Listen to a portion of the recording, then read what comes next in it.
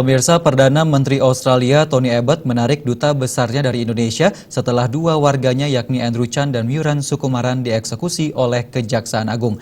Wakil Presiden Indonesia Yusuf Kala mengatakan penarikan duta besar Australia tidak akan mengganggu hubungan Indonesia dengan negeri kanguru tersebut.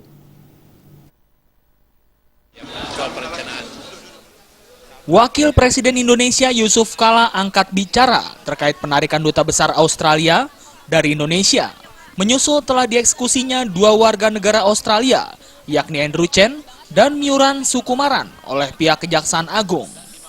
Wapres mengatakan penarikan duta besar merupakan hal yang biasa dalam hubungan berdiplomatik.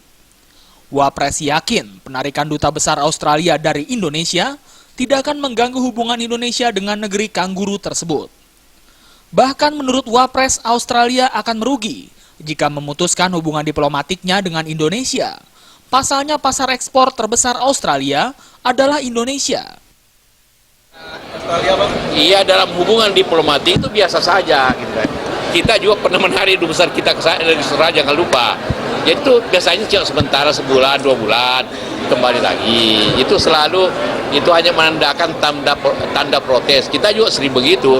Mengembalikan duta besar dari Australia, kita kembalikan dari Brazil, biasa saja itu dalam hubungan diplomatik itu bukan hal yang sangat anu sekali, karena itu biasa saja.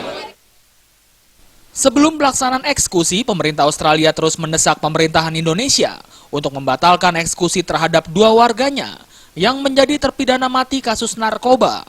Bahkan, Perdana Menteri Tony Abbott pernah mengungkit bantuan dari Australia untuk korban tsunami di Aceh.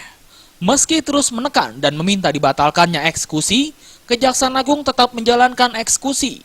Rabu dini hari, Andrew Chan dan Myuran Sukumaran telah mengembuskan nafas terakhirnya setelah ditembak oleh regu tembak Brimob Polri.